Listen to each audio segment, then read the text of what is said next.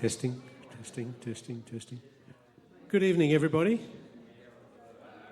I would just like to introduce myself. I'm Malcolm Schumann, and I'm a member of this church, and I'm happy to be a member here.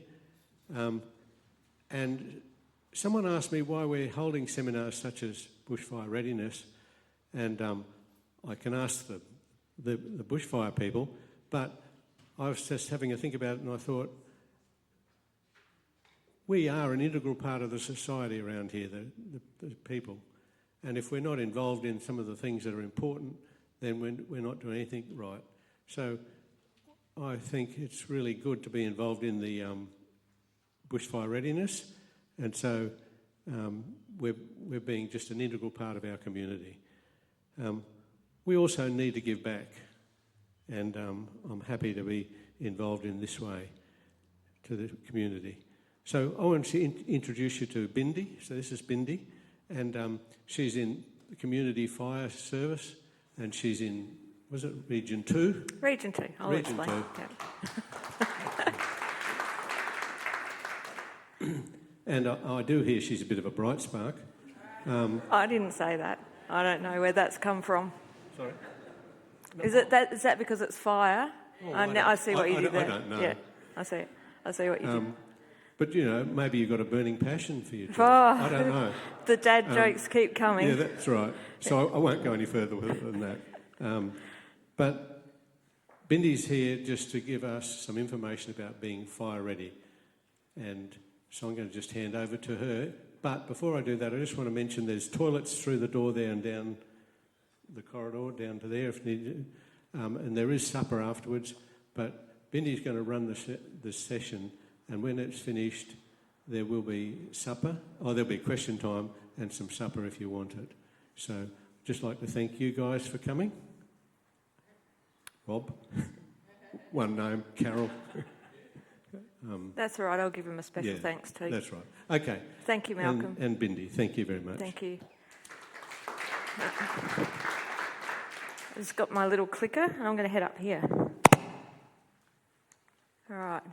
So as mentioned, my name's Bindi. I'm from CFS in Region 2. So Region 2 covers everywhere from around about Cuddly Creek right up to Clare, and I was actually up there this morning, and then all the way down to Corny Point on the York Peninsula. So I'm a community engagement officer, and I travel around the region helping people understand about bushfire preparedness and make bushfire plans and understanding fire behaviour and things like that. I myself am not a volunteer, so the CFS has around 13,500 volunteers across the state. So these guys are some of those volunteers and are from Tea Tree Gully CFS, so thank you for coming tonight. And they have bought a truck, so after we've finished the presentation, if you're keen to have a look, please go out and have a look with those guys. With the 13,500 volunteers, we have around 180 staff supporting those volunteers. In my view, the volunteers are at the top of the agency, and as staff, we support what they do. And part of the way I can support them is to get the message out to the public about being prepared for bushfires and acting safely in a bushfire, which helps to keep our volunteers safe. Okay? I'm not quite used to this arrangement, so please forgive me if I got a bit funny. So to start with, I'd like to acknowledge the traditional owners of the land that we meet on today, extending that respect to elders past and present and other Aboriginal and Torres Strait Islander people who are here today. Does anyone here have any fire experience apart from these guys? Anyone experienced a bushfire? Oh, you're really lucky. Very, very lucky. And hopefully it stays that way. So what you'll learn tonight is quite a well-rounded presentation about how fire behaves and what you can do to keep yourself safe. Did we have many fires around last season? It's pretty benign, wasn't it? Pretty quiet. Remember the bomb was saying, it's going to be really, really hot and dry, and then we had the December rains, and that changed our season a lot, didn't it? Because that was not forecast. And then actually a lot of the fires that we had last fire danger season happened very, very late in the season. Even into May, which was outside of the fire danger season, when people started to burn off, and then burn-offs were getting out of control. So let's see what we're in for this season. We've had a very dry winter. We have had some rain recently, but we'll see what happens over the next month or so. Okay, most of our presentations that we do are based around what we call the 7 keys to survival. I'm going to touch on each of these topics. So what we'd like is everyone should be having a bushfire survival plan, but you can't really have a bushfire survival plan if you don't know something about each of the topics around the outside. If you don't understand bushfire behaviour or emergency kits or how to act on a fire danger day, it's a bit hard to make a plan. So I'm going to go through all those things on the outside first, starting with bushfire behaviour, and we'll step through, and at the end we'll talk a little bit about bushfire plans. So with a bushfire, there are 3 main factors that will influence how the fire behaves. The first one is fuel, which is vegetation or anything that burns. The second one is weather, and I'm going to go into more detail on that. And the third one is the shape of the land, the hills and valleys, or what we call topography. So with the fuel, the things that we're looking at is the fuel fine or coarse? So fine fuel, I mean anything smaller than your little finger, all right, thin. So can anyone tell me what fine fuels might be out there? Leaves, yep. What else? Grass, crops, bark, all those kinds of things. And the thing about fine fuels is they're very, very thin, so it takes a lot less heat energy for them to heat up and burn. But they also burn out very quickly. So if you think about a fire burning in grass, do you think it would move fast or slow? Pretty fast, yeah, because it's burning, heating up the grass, combusting, and then moving on very quickly. When we have coarse fuels, I'm talking about thicker things like trees with branches and logs and things like that. It takes a lot more heat energy to heat those things up before they start burning, but once they do burn, they burn for longer, and they can generally burn a bit slower. So around here we've got grass, we've got forest, we've got a bit of everything, haven't we? So the fire will behave differently depending on what type of fuel it's burning in. Now also the condition of the fuel. So is the fuel dry or wet? And I don't just mean has it rained today or last week. We're thinking about how has it been over the last few months or even the last year. So looking at what we've had over the last year, has it been a bit dry, do you reckon?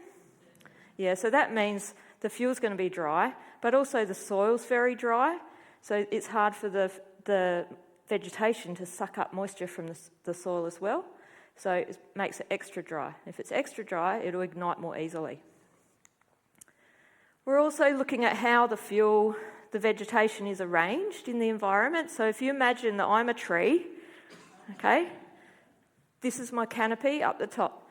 Down the bottom, I've got leaf litter and mulch and stuff like that, and then a bit of grass, and then maybe a small bush, and then I've got bark hanging off me, touching the bush, and then I've got my leaves at the top.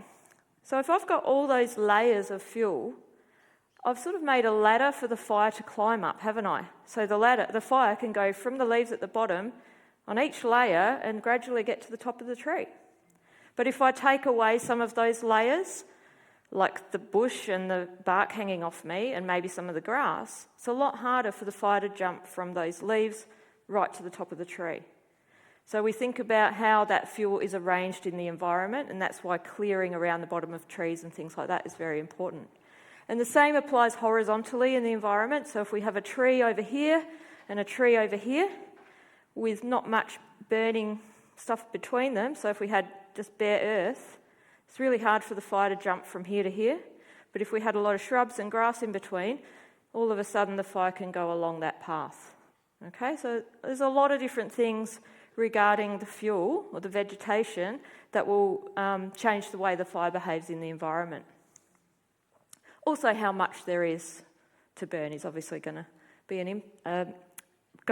impact it. Now, with the weather, usually people know something about the weather. Who can tell me something about the weather that the fire would really like to be burning in? Wind, absolutely. So on those really hot days that we have in summer, where does the wind normally come from? The north, those hot northerly winds. Absolutely. What else? High temperature, yep. Anything else? Lightning, so changes in weather, absolutely. And what about the humidity? Does anyone know about that? So who's been to Queensland, or even last week we had very humid weather, didn't we? It feels like there's lots and lots of moisture in the air. Even right now, I can feel it's quite humid. So the fire doesn't like humidity because it makes the air too wet. So the fire loves it when the humidity gets down to 20% or below. That's very, very dry, very, very good for fire. Well, the fire likes it. Okay, so the fire will like the high temperatures, the strong winds, the lightning, the changes in weather, and the low humidity. Another thing that can impact the fire is the shape of the land. So if you imagine the fire travelling along flat land, it might be travelling at 5 kilometres an hour. But if we put a little bit of slope like that, 10% slope, the speed of the fire actually doubles. So the speed of the fire will increase to 10 kilometres an hour. And if we put a little bit more like that, it goes up to 20 kilometres an hour. So you can see quite quickly that if you live, or you're standing at the top of the hill, or you're fighting a fire at the top of the hill, that fire is going to come to you very, very quickly, and it'll be a lot more intense. And by the same token, the speed of the fire will halve going downhill. So if you need to get to a safer place away from a fire, getting to the bottom of a hill would be helpful. The intensity of the fire will increase as it goes uphill, and also because of the way the winds and the hot sun dry out the northern and western slopes, those slopes are generally drier, so the fire will be more intense on those slopes as well. The same as we get moss growing on the south side of a tree. You know, it's the same type of thing. It's a different environment. Now, wind change is something really important with fires. So if we have a look at the top up there, I do have a little pointer, that's good. So where the little red pointer is right there is where that fire has started. The wind is blowing northwesterly. It's very hard to see the wind there, but there's an arrow. So the wind is blowing from the northwest. This means that the fire will travel in a southeasterly direction. The wind will always push the fire in the direction. The fire will never go against the wind. Okay? So do you think that in this example, where this fire is going down here, this is called the head of the fire, do you think that house is in danger from that fire with that wind? Yeah. So it's not in danger at the moment, but if we put a wind change in, all of a sudden the wind changes to be a southwesterly now, and that will push the entire side of that fire, which we call the flank, now becomes the new head of the fire over here, and the fire becomes much wider, and it'll cover a much larger area very quickly. So all of a sudden that house is in danger. So if you lived in that house and there was a fire near you, and you knew that the wind wasn't currently blowing towards you, but it might be later, because now we know so much about the weather, you might be able to make a decision to leave early and have a lot more time to do it safely. Now, who remembers the Pinery Fire? So that was in 2015, nearly 10 years ago. So that started right here where the little red dot is. And that was a long, skinny fire, just like the previous slide. And then there was a wind change, which pushed the whole fire all that way. Okay, just the same as the wind change in the previous example. That area, the yellow, orangey area, is the same size as the Adelaide metro area. And that's in a few hours. Okay? Remember that fire was burning in grass, it was burning in crops and burning very quickly. Okay? Does everyone understand wind changes? So understanding wind and how it can impact fire can really help keep you safe if you understand how it might change what's happening. Okay? You can make decisions safely. The red is other fires that have happened. So this is a screen capture of a fire history map, and so it shows certain years in certain colours. So the red is just other places that have burnt. Now, it's really important where you live and if you're travelling around to look at your surroundings and think, well, how might the fire behave? So you can see in crop and grassland, it'll behave a certain way, and then in forest and mallee, a different way. So as you're driving around, what have you got around you? Remembering that the flame height could be 2.5, 3 times the height of what it's burning, okay, which can change significantly if it goes to a different type of vegetation. So pay attention to that. So we've got an urban interface here, but some of you might live backing up to Anstey Hill or Black Hill or something like that. Anyone live backing up to Conservation Park? Yeah, so you do have quite a bit of risk in your backyard. Now, radiant heat, I want to talk about. Radiant heat is the basis of what a lot of our public messaging is. So to understand radiant heat, to keep yourself safe, is really important. Radiant heat is the biggest killer of people in a fire. Does anyone know what it is? Has anyone had a campfire before? So, you know how you have a campfire in winter, do you want to be close to it or do you want to be far away? You want to be close to it because you want to feel that heat. So that heat that you're feeling coming off the fire, you're not touching the flames, you're just feeling that from a distance. That's radiant heat. And a bushfire is much the same, it's about 50,000 times bigger than your campfire. And the amount of radiant heat coming off that bushfire can kill you from 100 metres away. Okay? So it's really important that you are protecting yourself from that. So if we have the fire up here on the left, that's our bushfire. Our best protection is to be a long way away. The further we go, the less radiant heat there is, and that's how we'll keep safe. But there is one other thing that we can do to keep safe, and that is to put a solid structure between us and the fire. And the reason we can do that is the radiant heat can't penetrate that solid structure, okay? It'll block it. And the radiant heat doesn't go around corners either. So if you have a wall there that you're behind or a house that you're in, that radiant heat is going to have trouble penetrating it, and it'll keep you safer from radiant heat. Now, the next thing I've got is a video, which is a very short animation which describes radiant heat in more detail than I can say it.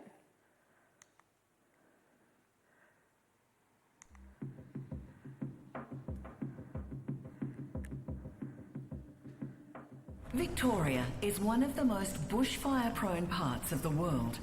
Every summer, bushfires threaten properties and lives. But did you know it's not the flames that kill most bushfire victims? No, it's the radiant heat. Most victims die from the effects of radiant heat long before they're reached by the flames. Radiant heat is what you feel when you sit next to a campfire. If a campfire heats up to 2 kilowatts per square metre, you'll feel that it's too hot and will want to move back from the fire. If you don't, this amount of radiant heat is enough to cause burns and blisters in as little as 40 seconds. At 12 kilowatts, it can cause some materials like dry timber to ignite.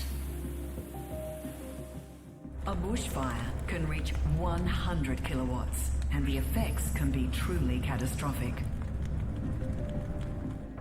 For humans, radiant heat can cause burns from 100 metres away and cause a dangerous increase in body temperature. Radiant heat can cause the rapid onset of heat stroke.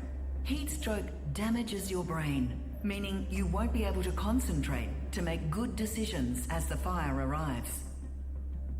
Other impacts include severe damage of internal organs and death. There are some things you can do if you're caught in a fire. Cover your skin with long-sleeved, natural fibre clothing, like wool. It's also useful to know that radiant heat only travels in straight lines and can't bend around corners. So, sheltering behind or inside solid structures may help protect you. But be aware, radiant heat will travel straight through glass. The best defense against radiant heat is a simple one. If you're not anywhere near a bushfire, its radiant heat can't hurt you. leaving early is always your safest option. Okay, that's a CFA video, but our message is the same. Leaving early is your safest option, and that'll be a bit of a theme through this presentation. Any questions on radiant heat? Okay, so if a bushfire is coming through, another thing that we will experience is direct flame contact, and that's obviously something that people think of a lot, is the flames. They get scared of the flames. But understand that the radiant heat will be impacting you before the flames do. But when the flames do impact your home or anywhere where you are, they'll start burning the vegetation around the home or even the home itself. The biggest threat, though, to houses and buildings is actually ember attack. So remember we talked about the little fine fuels before, the grass, the bark, the leaves, things like that. So in a larger bushfire, what can happen is the fine fuels can be picked up into the air by the wind and be blown ahead of the fire. And then they'll land maybe 10 up to 30 kilometres ahead. And if they land in places around your building where there's other fine fuels, they can start a new fire that we can call a spot fire. So if they landed on a bit of concrete or something like that, they're not going to do anything, they'll just go out. But if they land where there's maybe some dry leaves or some dry grass or a dead bush, they might start a new fire there. And then all of a sudden you've got another fire at your home. So in the Canberra bushfires in 2003, around 500 buildings were burnt. And 85% of those buildings were burnt from ember attack, not from the direct flame front. Okay, so that's just embers going ahead of the fire. So I've got another short video of embers, and then we'll have a bit of a chat about that. If it starts.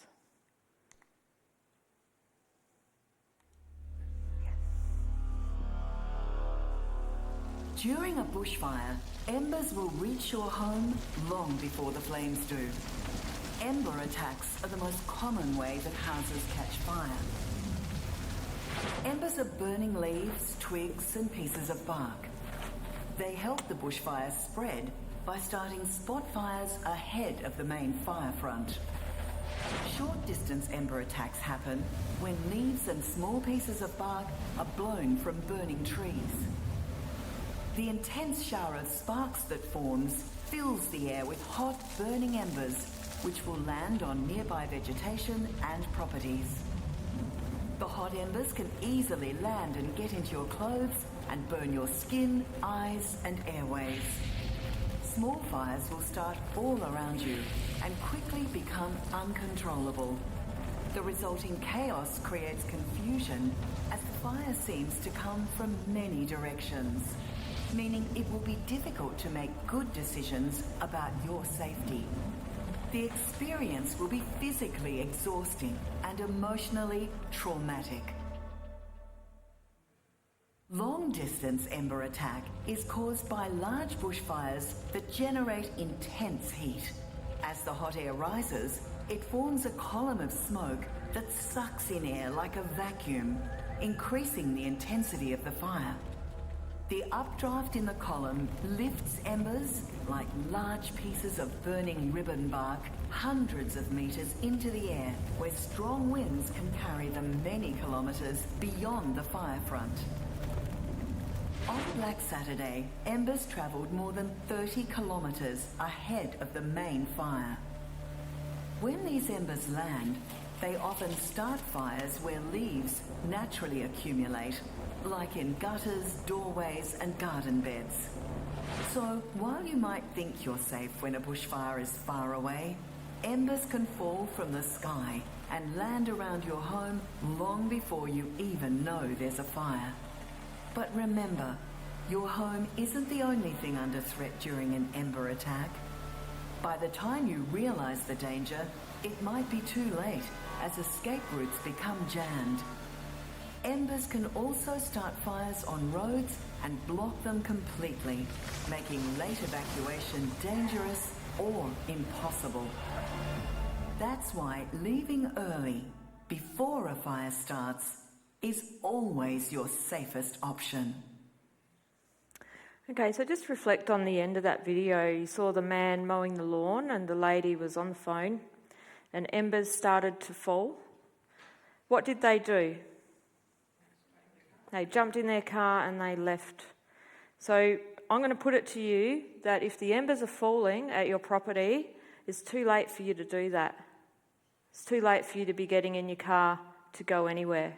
And you saw why, didn't you? So you saw the traffic jams, and then the embers had started a new fire and made a tree fall down. So if you're getting in your car at that point, you're actually putting your lives at risk. Okay? And that's a really important message to get today.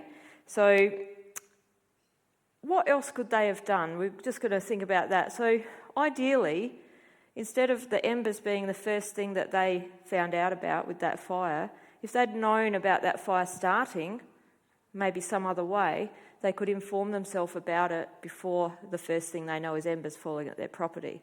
The earlier you know about a fire that starts, the quicker you'll be able to act and make a safe decision. But let's say, for example, we're stuck in that position and we can't leave. Embers are falling at our property, we can't leave, what are we going to do? So in this case, we'd have to stay and defend at our home. And that's something that's a bit uncomfortable for most people. Who plans to stay and defend at their home? No one. Well, just a very few people. But if you have to, it's something that's really important that you've given it thought and planned it. So I'm just going to talk you through the stages of a bushfire. If you were actually stuck to defend your home, what you might experience, just at a very high level. So if we look at the stages of a bushfire, so before the fire gets to you, we're going to have embers falling, aren't we? Just like they did at the end of that video when the man was mowing the lawn. That's stage one of a bushfire. We've got embers starting to fall, there's a fire nearby and the wind is blowing the embers towards you. We're also maybe going to start experiencing some smoke because the wind's blowing towards you, so you might smell that. So what would you be doing in that stage? Instead of jumping in your car, what are you going to do? Any ideas? Yeah, start preparing to defend. Okay? One of the first things you want to do is get protective clothing on and drink water, and then you want to get to work defending your home. Each one of those embers that starts and falls at your property might only be that big, and you might be able to just stamp it out with a boot or with a wet mop or something like that. It's not necessarily a big raging fire that you're tackling, it's lots and lots of little things happening. So you want to be actively defending your home, using water, getting ready for this fire to come. Now, as the fire front approaches, what might happen to the radiant heat, do you think?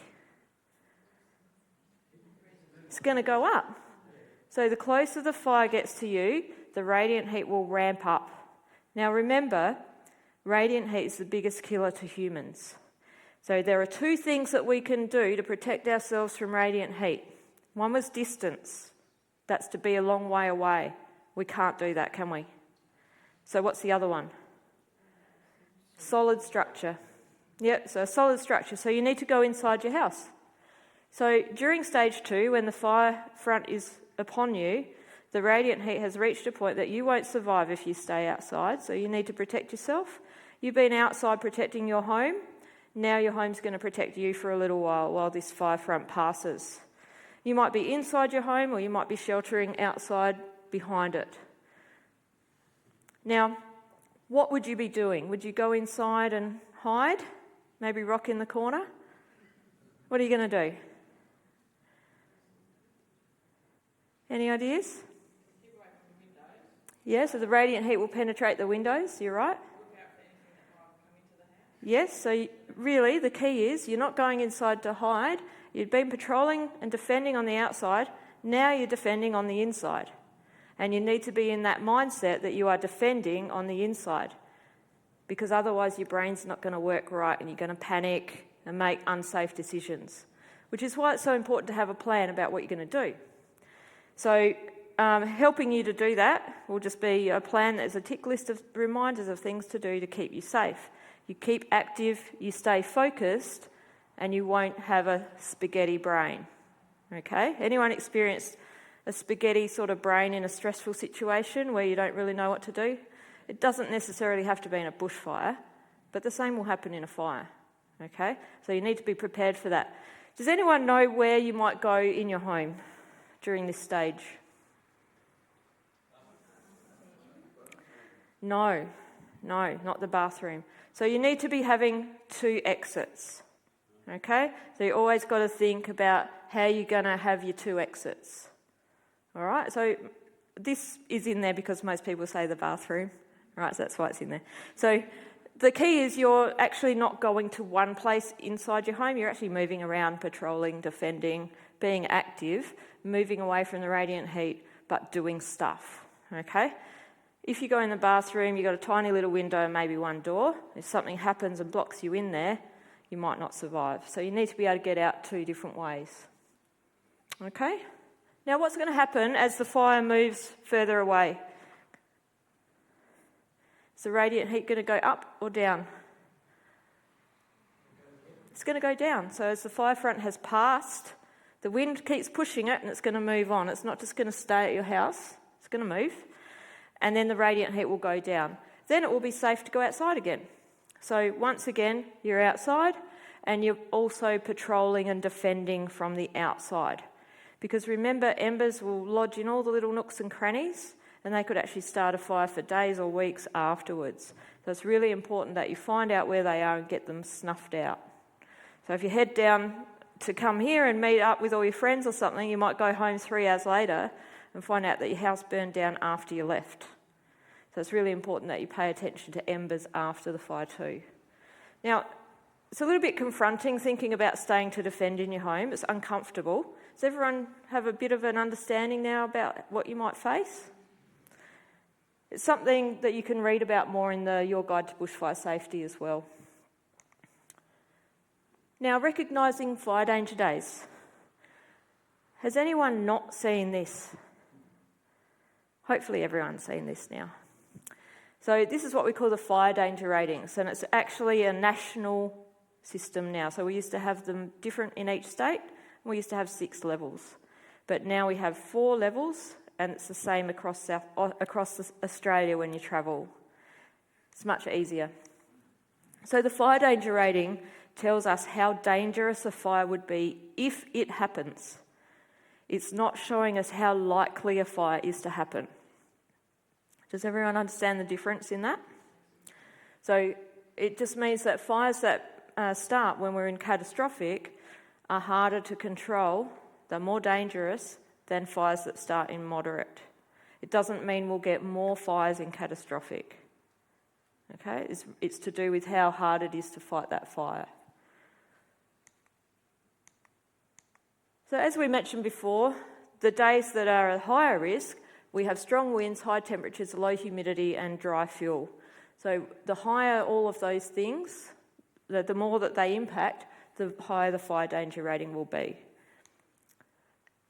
You should be checking this every day in fire danger season, and you can have a look ahead on the CFS website. We have a 4-day forecast of the fire danger rating if you're interested to have a look ahead and see what's coming. But you still have to wait until the day before, around 4:30, to get that final fire danger rating.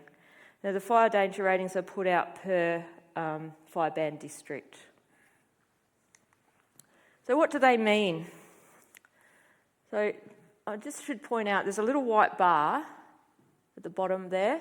That just means no rating. So it generally sits on no rating for most of winter because there's nothing you guys really need to worry about. So we'll see what the others mean now. Moderate. Most fires can be controlled. That's the green. And our public messaging, remembering this is not just CFS, this is Australia-wide, is plan and prepare. And that's exactly what you're doing right now. You're planning and preparing. When we get to high, fires can be dangerous, and we say be ready to act if a fire breaks out.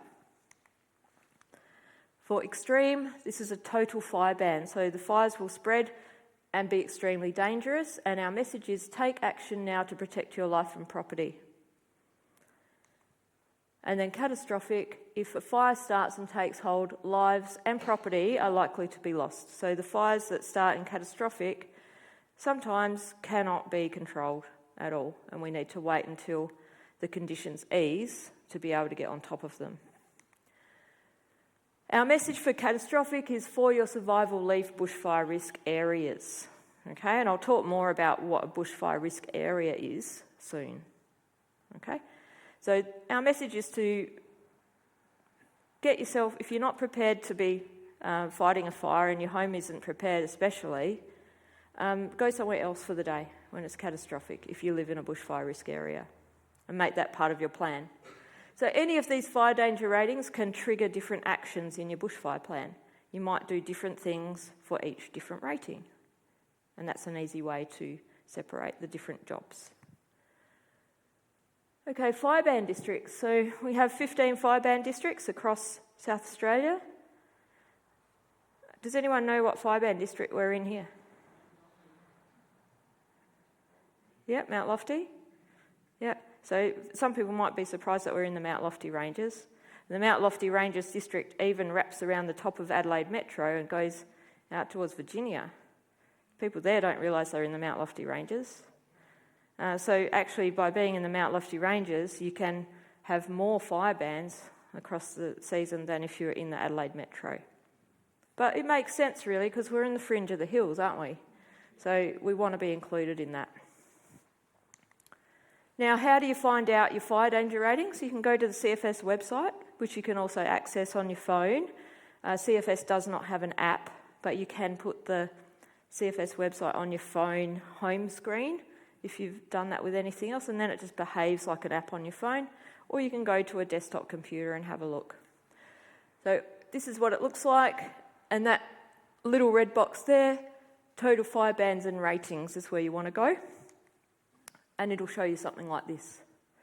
So this shows you all the fire ban districts across the state, and it'll tell you what their fire danger rating is for the day and for the next few days, what the forecast is.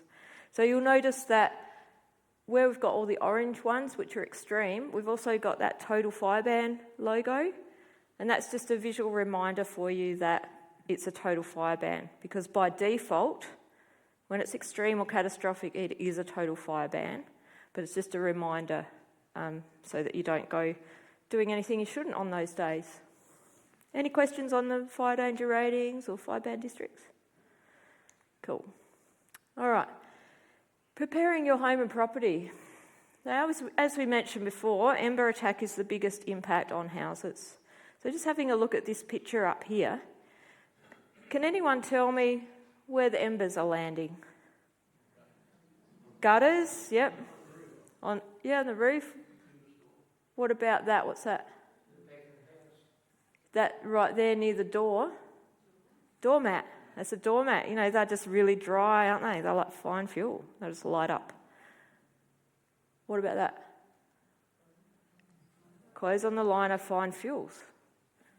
What's that, do you think? It's actually a dog bed, okay? And here you've got a blind, and these people got their wood piled next to the house in summer. That's a bit silly. Also, anywhere where leaves gather or there's bits of dry stuff, the embers can start a new fire. So it's tricky when you look at here. So we've got the outdoor furniture. So some people might have the outdoor furniture that's a very chunky wood. And an ember, if an ember landed on that chunky wood, it's probably not going to start a new fire. But if there was a cushion or a throw rug on there, it might start a new fire on that, and then that'll generate enough heat to then start that more coarse fuel on fire.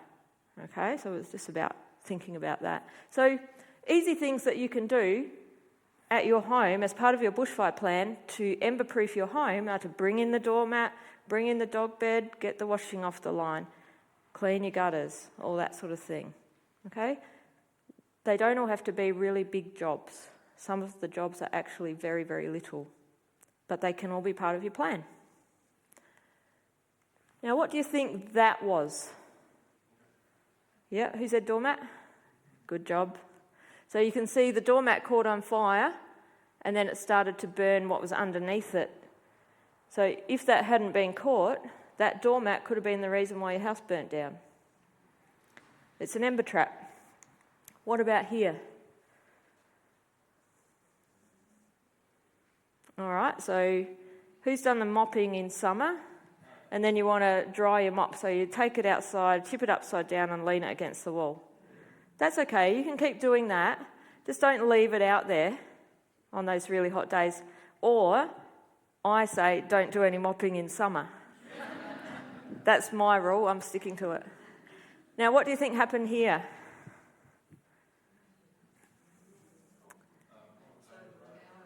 Yeah, so there was a towel or a rug or something hanging there. So again, if the ember was to just land here or here, it's just going to bounce off that. It's not going to start a new fire. But if it had something to land in, like the towel is a fine fuel, it's going to start burning the towel. And then when the towel had created enough heat energy, it started to burn that thicker piece of wood. Do you see how that's all related now? Good. Now, preparing your buildings, there are other things you can do. You can box in eaves and seal all your openings and gaps, ridge lines and stuff like that. Put draft seals around the doors and windows. Protect your windows with metal fly wire instead of nylon. Remove all the litter from your gutters. Keep space around your buildings free of vegetation. And if you live on larger property, make sure you have CFS truck access. Okay, so the trucks are quite wide, as you see if you head out there later. You need 3.5 to 4 metres width and height. Okay, some people have the overgrown trees going over like that. If the truck can't get in, they're not going to go in. They'll go to the next property. So that's just a visual reminder. Okay, acting on fire danger days. So what are we going to do on these days? How are we going to stay informed? It's really important that you stay informed using more than one way, okay? Something might go wrong with the method you're using. It's important that you're using another method to back that up. Does anyone use the CFS website? Yeah, so if you do, it's great. If you don't, maybe think about doing that, because it's actually where a lot of the other information comes from, is the CFS website.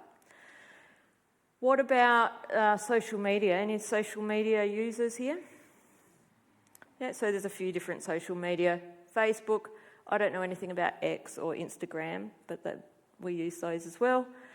Alert SA is something else that we can use. Does anyone have Alert SA? So that's a really good app to have, and if you don't have it already, I highly recommend that you get that installed before the fire danger season. I've got a flyer at the back which has where to download it, and also it's so important that you set up a watch zone on there. If you just download the app by itself, it's not going to tell you anything. It's just going to be like that pot plant. It's just going to sit there. You have to tell the app where to look, okay? And then it'll give you notifications. If you're interested in the Tea Tree Gully, Banksia Park area, that's where you set your watch zone. And then you'll get notifications of all the fires in that area. What about battery-powered radio? Why do we have that? Yeah, so when the power goes out, we can still listen to the radio. Important to note though, if you're relying on just the radio, you might only hear about fires on the radio when they've already escalated, and you want to actually be finding out about them when they first start, if possible. If you're finding out when the warning happens, that could be too late for you. If you need to leave early, you need to know early as well. Your friends, neighbours, family, connections like you have here through the church, they are all really good too, and can be some of your best information. And help each other out, spread that information. You can also call the information hotline here, which if there's a bushfire happening or several bushfires across the state, you can call and speak to someone. You can ask them about what fires are happening, what warnings are happening, but you can't ask them what to do, because they'll tell you that you must enact your bushfire plan, okay? Because they don't know your situation. They can only tell you to follow your plan, and that's why we say everyone needs to have one. Really important though to stay locally alert. So what you can see, hear and smell can be your most accurate information, especially if the power goes out, you might not have a lot of the other information. You might not have the phone. So you have to pay attention to your surroundings. So with seeing, you're going to see smoke, you're going to see flames, you're going to see that it's really, really windy and erratic weather, or there's a lightning front coming across, or you're going to see aeroplanes, like water bombers or helicopters flying overhead. You're going to see CFS trucks going out. You're also going to hear all those things too. You're going to hear sirens, you're going to hear planes. If you hear any of those things, go and find out what's going on. Also, you might smell the smoke if the wind's blowing towards you. So pay attention to that. It can be your most accurate information. Don't underestimate it. Like all these computer and phone app things are great, but you don't want to be like a young person just paying attention to that and not looking wide at what's going on around them. Okay, it's super, super important. Now that's the Alert SA app that I mentioned before, and make sure that you do hopefully get that installed. If you're having troubles installing it, I'm happy to help you at the end of the night, or if you might have a friend or relative to help you set it up. Total fire bans. So it's really important to stay informed about total fire bans. It's up to you to know whether there is a fire ban. Okay, it's really important that you seek that information out. Remember, as I mentioned before, with the fire danger ratings, extreme and catastrophic are automatically total fire bans. So you can assume a total fire ban for those 2 fire danger ratings. But we could have a total fire ban declared on any other day for some other reason, and that might be that there's a lot of fires across the state, our resources are stretched, there's going to be a lightning ban come across, and the chief officer determines that he would like there to be total fire bans across certain fire ban districts. So he can, even if it was just high or moderate, that could be declared. So it's really important to inform yourself about that. You can find out the total fire bans on the CFS website with the fire danger ratings, but also if you have the Alert SA app and you have your watch zone, it will tell you, it'll send you a notification and tell you that it's a total fire ban the next day and give you a reminder in the morning. Okay, so it's very, very helpful. All right, I'm going to talk about bushfire safer places. Has anyone heard of bushfire safer place? Do you know where your nearest bushfire safer place is? No? So a lot of the time people talk about the bushfire safer place being an oval or something like that, but it's actually not. So a bushfire safer place is an area, generally a built-up area. So most of Adelaide Metro and a lot of the larger towns are a bushfire safer place. So it's an area on a map where there's been a lot of calculations done to determine that if you're in that area, the amount of radiant heat that you would experience should be low enough that you should survive. Remember, radiant heat is what's going to impact us the most, so we need to protect ourselves from that. So this is I don't know how well this displays. Can you see that okay? It's a little bit washed out. Yeah, it's a little bit washed out. But this yellow area is the bushfire safer place. This road here, I believe, is Hancock Road. Okay? It's hard for me to read that. Is that perhaps Northeast Road? Judging by the shape of that. So you can sort of see where the boundaries of the bushfire safer place are. And I've printed out a map, so please take one of those. And if I've run out of those, I'll email it through so that you can email everyone. Really important to know that if you live here, or even over here, you're in a bushfire risk area. The yellow area is where you want to be in a bushfire. There's less risk. Okay? Now lots of people don't realise over here that they're in a bushfire risk area. And it's mostly because of Cobbler Creek coming in there and that provides a bit of fuel, and it's also on the hills face. There's a lot of factors that will influence that. But generally, in a flatter, built-up area, it might be a bushfire safer place. And the further you go into that bushfire safer place in the middle, the less radiant heat you'd experience in a bushfire. But you're still going to get embers, and you're going to get smoke, and it's going to be really unpleasant. It's not going to be, there's no shield over it to protect that, like the Iron Dome. It's not protecting. So we've got to think about protecting ourselves and getting ourselves to a bushfire safer place as part of our plan. So this is just another view. So there's Houghton, and that just shows you the shape of the top of the Adelaide metro area that is a bushfire safer place.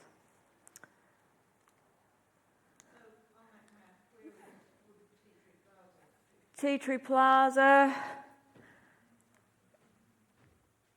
that's Northeast Road. I reckon Tea Tree Plaza is about there. I think that's Grand Junction Road there. So that would be about there. Tea Tree Plaza is in the bushfire safer place. So it might be that you choose to go to Tea Tree Plaza on a catastrophic day, and you would be within a bushfire safer place. Or you might choose to go to Glenelg and be completely away from the fire. Now, you'll see that Houghton here has got that little symbol, and that's called a bushfire last resort refuge, and I'm going to talk about that in a minute because it's different. But before I do that, I just want to show you an example of a bushfire safer place in action. So this is Woodside in the Adelaide Hills. Just like the other map, the yellow area is the bushfire safer place in Woodside.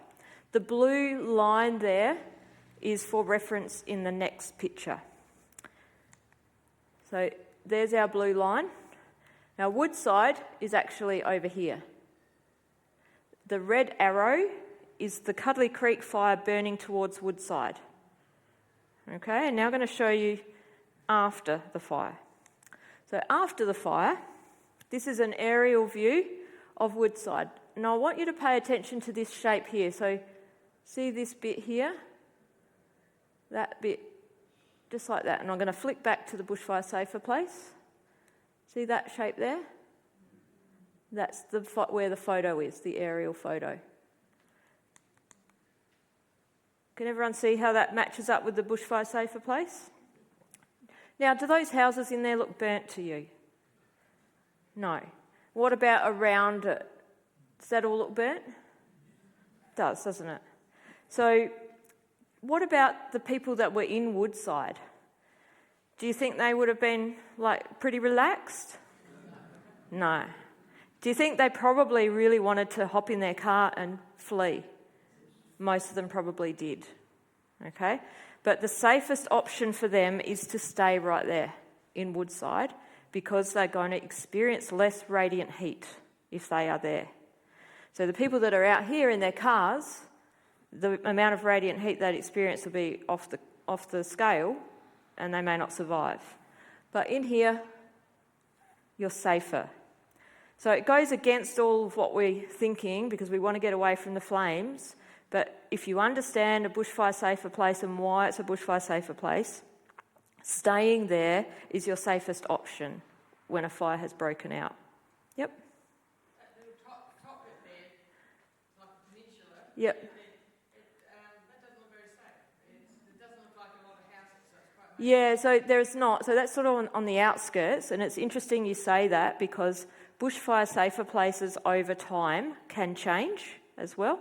And since this fire, the bushfire safer place for Woodside has been reassessed, and it now doesn't include that bit there. So there are a number of vineyards along that strip as well, so nice and green. Yeah, so bushfire safer places are continually assessed over time. So as we have development happen, and we might have a lot of houses built, say around Roseworthy, there's a lot of building going on at the moment. So that's going to, over time, make that whole area a bushfire safer place. But it'll take quite some time to get to that point. Because of all the development, there'll be lots of roads and concrete and solid structures. The gardens will be manicured, it won't be unmaintained vegetation or crops. So it's changing the fuel load, and it'll change how safe it is to be there. Okay, does everyone understand how that bushfire safer place works? So how do you find them? So you can go to the CFS website, and you can also look on your phone, and you go here to plan and prepare, and then you select from another menu, which is Bushfire Safer Place, and you can type in any address in the state. So if you have a holiday house on the Yorke Peninsula, get on there and see where your nearest Bushfire Safer Place is. Be familiar with where you travel.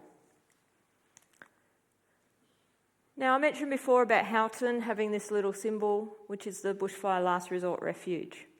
So a Bushfire Last Resort Refuge, I want you to focus on the words last resort there.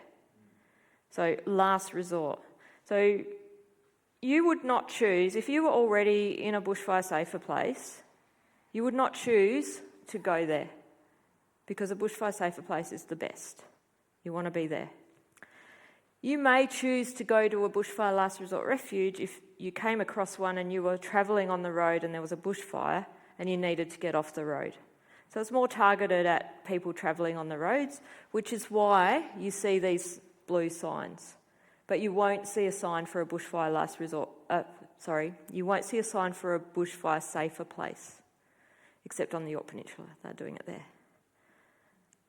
But I think over time we might start to see some signs. But it's much harder to signpost an area on a map. So when you're sheltering at a bushfire last resort refuge from the radiant heat, what is protecting you, the distance or the solid structure? Just the distance. So it's really that you've got an oval around you with very short grass, hopefully green, so very, very little fuel. So you're relying on the fact that you've got that distance between you and the fire and where it's going to come. But when you've got a safer place, you've got a lot of solid structures as well and distance to keep you safe. So the nearest one is at Houghton Oval, and there are a lot of bushfire last resort refuges in the Adelaide Hills. You find it less bushfire safer places than last resort refuges, just because of, the shape of the land, lots of fuel load, lots of windy roads, smaller towns, lots of reasons. But if you go to the Yorke Peninsula, you'll find that a lot of the towns are actually bushfire safer places. And the only bushfire last resort refuge on the Yorke Peninsula is at Pascoeville Oval at the top. It's the only one in the entire peninsula. But when you think about that, you've got different types of fuel between here and the hills, haven't you? Over there, you've got lots of grass and crop. There'd be less intense fire. But over here, in the Adelaide Hills, you've got more intense fires. So you need a bigger town to stay safe in a bushfire safer place. Like Mount Barker is a bushfire safer place. Parts of Williamstown are. Where I live in One Tree Hill, not a bushfire safer place. And the Oval is not a last resort refuge either. What you'll find is that if a town has a bushfire safer place zone, it will not also have a last resort refuge because it doesn't need one. If you have a bushfire safer place, that's the best. That's what you want to aim for. Now, I said before, I don't want you getting in your car too late. Remember, if there's embers falling, it's too late to leave. Majority of people who do die in fires do exactly that. They hop in their car and leave. Out of these photos, you can see these are all examples of why you don't want to do that. Now, have a look here on this photo. You've got some cars burnt out. You've got other cars that are not burnt, but people still died in those cars. So why do you think that might happen? Radiant heat. So radiant heat will get in the windows. So what's the inside of your car made of? Plastic. What happens to plastic when it heats up a lot? Yeah, it'll melt, drip on you and give off toxic fumes. So even if you're not dying from that radiant heat, you're going to be exposed to toxic fumes. So you don't want that. Okay, so think about that. But you may also come across a tree across the road and stuff like that, and you can't move, and then you're just in the fire front. But you're not going to do that, are you? Because you're not going to be leaving too late. So do you want to be driving here? That's the Pinery fire. You say no, but plenty of people did. Plenty of people were in a bushfire safer place and they hopped in their car and they drove out in the paddocks. They just wanted to go away from the fire, but they should stay where they are in the bushfire safer place. You're not safe out there on the road. One thing that you can do during fire danger season is carry a woolen blanket, 2 litres of water, protective clothing, torch and a first aid kit with you in the car. Don't put it in the boot of the car, keep it in the back seat. You may not have time to get out to the boot. So, especially on those bad days, if you are travelling in bushfire risk areas, consider doing this. And I don't want you to be caught out in your car. And I'm hoping that after today, I'm getting the message across that you are not going to get in your car when it's too late. But just in case you are in that situation, what would you do? So I'm just going to talk through that. You'd be pulling over, facing the fire. So if the fire is coming at me from that way, I want to be facing it. If possible, I want to have a solid structure between me and where the fire is coming from. So why do you think I might put that solid structure there? Protect you from radiant heat. It just gives you that extra protection as the fire front comes towards you. So that's why this car down the bottom here is parked behind that wall. So sometimes there might be a toilet block or something on the side of the road that you could use to protect yourself. You want to leave your lights on, but turn off your engine, windows up, vents closed. And you're about to essentially have a fire burn over you. Now, I just want to point out that even with all of the protections that these guys have in the trucks, with a special system, with sprinklers and blankets to protect them, they do everything that they can to not get in this situation. Members of the public are choosing to do this. Firefighters who are experienced and trained will try not to do it in their big trucks. Why would you want to do it in a car with nothing? So think about that. What you can do then is get down low and shelter yourself under the window height because the radiant heat will come in the windows. Put a blanket over yourself because that'll protect you from radiant heat and dripping plastic, and then drink. Okay, you've got to stay hydrated. That water might be manky if it's sat in your car for a couple of months of fire danger season, but it could save you. So just drink it. Don't complain. But don't be in this situation, okay? This will only give you a couple of % more chance to survive. So I'm just telling you this so you've got something in your head to try. But please don't be in that situation. So just to recap on that, the safest option on the left is to be in a bushfire safer place. Remember the yellow area on the map. If you cannot be in a bushfire safer place and there's embers falling and you can't leave, then you stay inside a solid structure, even if it's not in the bushfire safer place. You stay in that structure, protect yourself from radiant heat. If you're out on the road travelling and you come across a fire, then bushfire last resort refuge is your option. Excuse me. If you're caught out in your car somewhere else and you can't get away from the fire, then we do just what I talked about a minute ago, getting low in your car. And then the least safe option is that you don't have anything around you and you're out for a bushwalk at Anstey Hill and a fire comes and you've got nowhere to shelter. And in that case, all you can do is think about, okay, how can I keep myself safe? Fire travels faster uphill. There's big rocks over there. There's a ditch over there. There's some water over there. It's just emergency survival situation. But your chances are not great. You need to protect yourself from radiant heat, and that is the key to all of this. Does everyone understand that now? So bushfire safer place is where you want to be.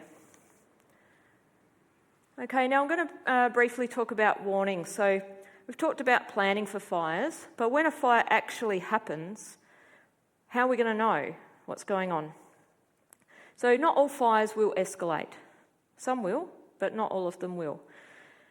On the bad days when we're sitting in an office monitoring what's going on and a fire starts, we might see an advice message come out, which is the yellow triangle. An advice message, it might say, fire has started at Pinery. Right, who knows where Pinery is? Right, if you don't know, we all know now, but if you don't know, you better go and find out because it might be near you.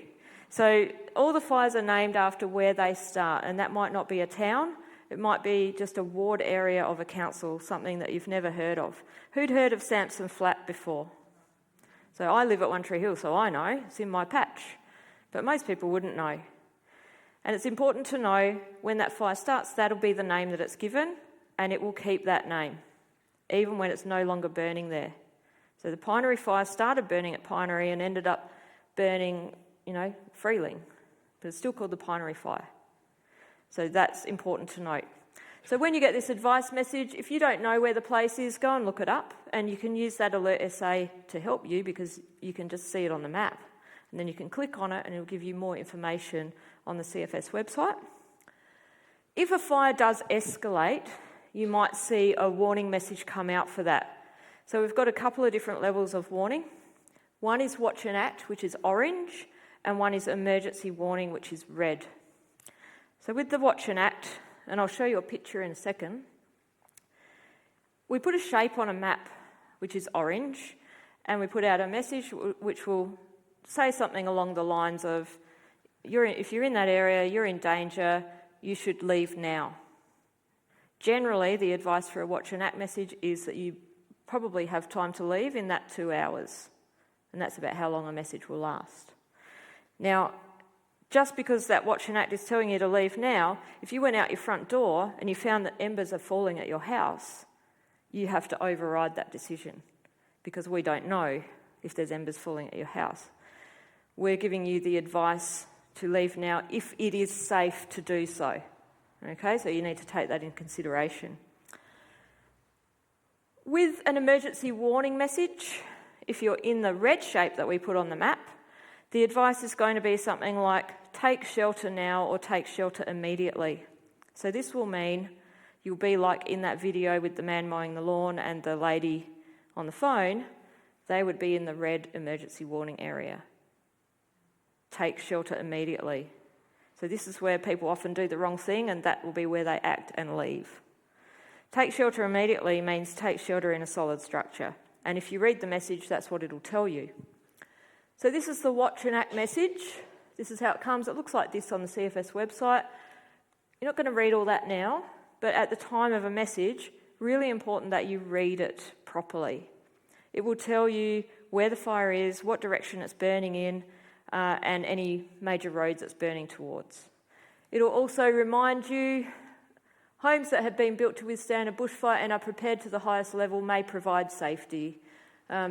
This message will be updated as the situation changes, and it will give you an expiry time as well. So always make sure that it's not out of date. Now with an emergency warning message, this is the red one. So this one looks a little bit different, and that's just because it's on social media. That's all. It's the same type of message. It's emergency warning, but it's also a message, and we've got to read all that. So this says, emergency warning, take shelter now. You are now in danger. Take shelter in a solid building. Do not leave or enter this area in a vehicle or on foot. Okay, unfortunately, a lot of the 1,000 comments on here were telling people to go and get their dogs or go and pick up the kids from school or drive through that red area to go and check on someone or something. Our advice is take shelter immediately, but 995 of the comments there were saying something different. And I know because I went through and I counted them, because this was our fire just near where we were at work. So this caused a lot of problems. So we need to really think about reading these messages properly and doing what they say. Now, once we've had a warning message go out, we might also send you more information in something that we call incident update. So an incident update will have more information like how many firefighters are there any aircraft, are there any road closures, community meetings, all that kind of thing. There's a lot of extra information that we put, but we don't want to clutter up the warning message. So we keep that information separate. So you can look out for that. And then the reduced threat is one that we want to see because that means that the threat to you, the public, has reduced. So that will cancel out any warning message that's active. It doesn't mean that the fire is out. It just means that you don't need to worry about it so much now because the fireys have got it under control. Okay? This is an emergency alert. Has anyone ever had a text message on their phone? Anyone? Yep, we've got a couple there. So that means that you've been in that red emergency warning area. So an emergency alert is the same information that's in an emergency warning message, but it's put out automatically to people's phones based on where they're located or where they might have a registered address in that red zone. And then they'll get that text message. You might be in New Zealand on holiday and there's a fire at your house and you'll get a text message. Okay, I'm just going to touch on physical and emotional preparation. Understand that it's going to get really dark as the fire comes over. So this is 2:30 in the afternoon, both these pictures. Looks quite different. That's because the smoke's going to block out the sun. There's going to be a lot of smoke. It's going to be harder to breathe. And what else is going to happen? It's going to be hot weather, windy, maybe losing your phone, power and water. It's going to be noisy. Noise from the fire, noise from the sirens, noise from the aircraft. A lot of smoke and a lot of activity nearby. So it's really important that we know that that's going to happen. For example, the smoke alarm in your house is going to go off. Doesn't mean that your house is on fire. It means that there's smoke in the air. It's important to think logically about that you expect that and not just panic and think your house is on fire. You've got to know what to expect. How would you feel if you were here? Yeah. So you've got to think about that reaction that you're going to automatically have. You're going to have the fear and what happens to your body. Your heart rate increases. It's harder to breathe. You can't think straight. All that is going to happen, and you have to anticipate it. With stress, we have these stress responses like the flight or fight situation, and this is really normal, but it's not very helpful in a bushfire. So we really need to be able to manage it and anticipate how we're going to feel. We all know how we react in stressful situations. Some of us are very cool and calm, and others are Fruit Loops. So think about yourself and everyone who lives in your household. Everyone will react differently, so you need to plan for that in your bushfire plan as well. So don't plan to be staying if you've got someone who really won't cope. You have to understand your emotional limits, but having your bushfire plan written down will help you to focus your energy and your adrenaline into the right things instead of making emotional risk. So it's really important that you anticipate how you're going to feel. As you feel those things, identify what those feelings are, because you are going to feel them, and then manage those feelings and anything unexpected that happens. It's really important. So having your bushfire plan written down will help control all of this. I'm going to touch on emergency kits now. So a lot of people, when I'm out in the community, they'll say, yeah, I've got my grab and go bag. That's my kit. Got it. Tick. But it's actually not quite enough. So if we think about our emergency kit, it's great to have a grab and go bag to leave early. That's fantastic. But that's not all we should have. So we've got to think about, what do we need to protect our body? What do we need if we're going to leave early? That's a grab and go bag. And what do you need to stay and defend? We need all of these things in our kit. It's not just getting up and go. Protective clothing, don't be this guy. So that's usually an eastern states guy, I say. Someone from New South Wales standing on his roof on the news with a hose, hosing down, and there's a raging fire in the background. He's wearing those. Don't be him. Be South Australian and be prepared. So you want to have 100% cotton or 100% wool, 100% bamboo, natural fibres covering your body. This will help protect you from radiant heat. You'll have a P2 mask and goggles. because you need to protect your airways and you need to protect your eyes from the radiant heat and the smoke as well. So it's really important that everybody in your home has these protective clothing, something just set aside. And you might take it with you in your car if you're going to leave early. These are just some examples of emergency kits, and I'm not going to go through this tonight, but there's a lot of information about emergency kits in the Your Guide to Bushfire Safety. Some of these are for taking with you and some are for staying to defend. Now, the final key I'm going to talk about, because I've talked about all those 6 around the outside, and now the last one is writing a bushfire survival plan. So it's probably the most important, but I'm not actually going to spend too long talking about it because I could do a whole 4-hour workshop just on this thing. If you want to hear me talk for 4 hours, I can come back another day. It's a bit late now. So just a reminder that having a bushfire survival plan will help you to channel that adrenaline, and it'll give you the safest options, because you want to make those decisions at a time when you're not stressed. So have them prepared. We do have on the CFS website a link called 5-Minute Bushfire Plan. And if you don't currently have a bushfire plan, this is a really, really good start. It will actually take you more like 10 minutes, but we'll still call it the 5-Minute Bushfire Plan.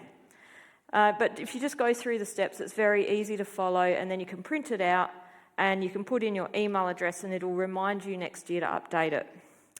If you don't want to do an online one, I've actually printed out some templates for a bushfire survival plan, which is a little bit more in-depth, and you can just sit down with a coffee and go through and fill that out. That has plans for leaving early and for staying to defend, because even if you do plan to leave early, you must also plan what you would do if you could not leave and you are stuck staying to defend. And it's a decision that only you can make. Okay, we're not going to tell you, we're just giving you the information and you decide what's best for you. Just remember though, it is too late to leave if there's embers falling. I've said that a few times.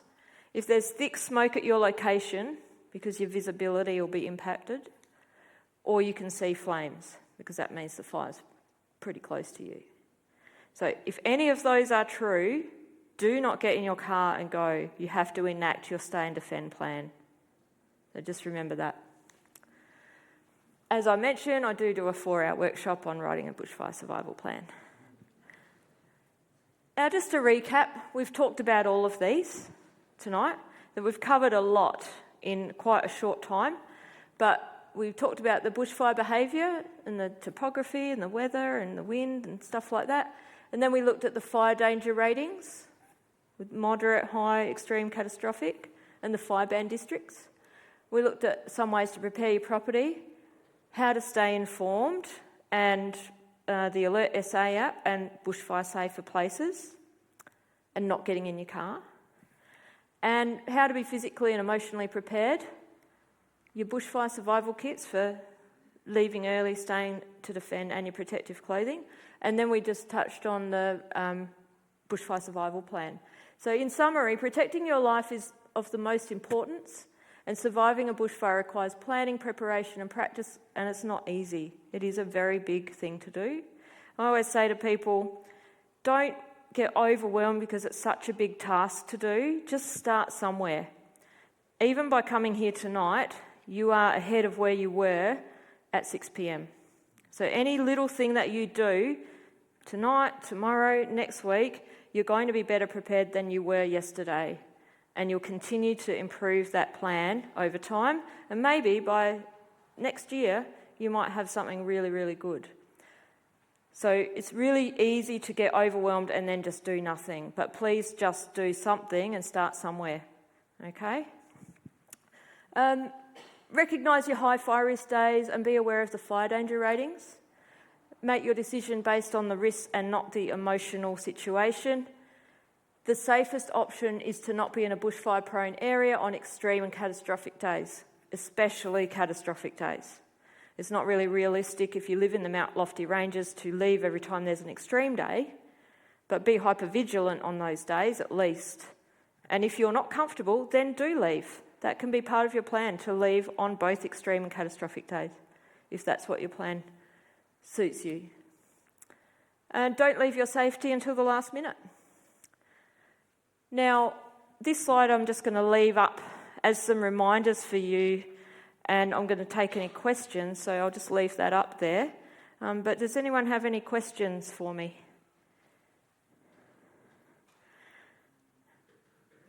No questions. Now, this often happens. Am I too thorough, or have I overwhelmed everybody? I know there's a lot of information there. If anyone has any questions that they'd prefer to come and talk to me one-on-one afterwards when I'm packing up, just feel free to do that. And did you guys want to say anything about volunteering? So we'll get Carol to come and say a couple of things. And remember, you guys can go out and have a look at the truck at the end of this presentation if you'd like to have a look and have a chat to the volunteers, who are awesome. And as I said, the most important part of the agency. All right, they're doing all the hard work. I'm just standing around talking with a microphone. So, Carol? Rob? One thing to remember is here at Cedar Gully we've got 3 fire appliances. So if you think of somewhere like Range Road South, there's 35 houses. 35 divided by 3. So we're not going to be able to provide a fire truck to every house when there's a bushfire. You know, when you look across the state of South Australia, we've got about 900 fire appliances scattered across the entire state. So CFS doesn't have enough fire appliances to have 1 fire appliance at every house. That's where we're relying on the community to be prepared, prepare themselves and prepare their properties, because we can't be at every house every time there's a fire. 100%. Carol, did you want to say anything? One of the reasons that we see... Grab the mic, Carol, because there's people with hearing issues. Yeah, Malcolm's got one. One of the reasons that we see people going back to their homes is to fetch their animals. And if I could please ask you to make a plan for your animals, and the easiest way to do that, for example, if you've got chickens, have a little plastic box and put some stones in there or put some seed in there, and every time you shake it and they come to you, give them a small reward. You can do the same with your dogs, you can do the same with cattle, you can do them with horses, whatever it is, so that when there's a panic and you need to get your animals out, you shake that tin and your animals will come. During Samson Flat, we had somebody down Seaview Road who had longhorn cattle, and they expected me to load their cattle into a horse float that they'd never been into. So if you have large animals, get your animals used to going into the pet packs, going into the floats, because we're not coming to help you because we're busy trying to protect you. So please think about your animals, whether it's fish, turtles, whatever it is. If you need help, you guys know that I belong to this congregation. Please just catch up with me and I'll help you make a plan. Thanks, Bindi. You can hang on to that. So what Carol says is really important too, and on the CFS website you will also find fact sheets about preparing your bushfire plan with your pets and livestock as well. So, and even there's a whole fact sheet on horses if anyone has horses. Really important to include those. Thank you for that. Any other questions? No. Well, thank you everyone for inviting me here tonight, and I'm really happy with the turnout, and hopefully you got something out of it. And tell everyone you know about bushfire safer places and not getting in your car if there's embers and radiant heat, because they're all really, really important. So hopefully they can help you stay safe over summer. Thank you, everyone.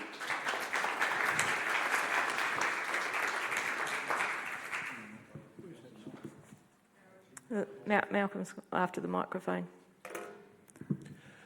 Well, I would like to say, on behalf of the congregation and the people around coming tonight, I want to say thank you. You do have a passion for it, and you are really sharing it and making it clear. I love to use science, radiant heat as. Yeah, I am a scientist. So I used to be an engineer, so I am a scientist person. Yeah, this job's way more fun. So thank you guys for what you do all the time, donating your time and your efforts and so on. We appreciate that. But thank you too for coming tonight. Thank you. It's beyond your time. Thank you, Should Malcolm. be home, so here's a small gift. Thank you. You didn't have to do that. Thank you very much. Thank you, everyone. So there's the fire brigade to have a look at. There's supper out in the hall straight down there. And Moster wants to say something. Has been recorded, so if people wanted to see it or kill someone else, we could. Okay, did you get that? It's all been on. I hope I didn't make many mistakes. Okay, so thank you very much for coming. Thank you, everyone.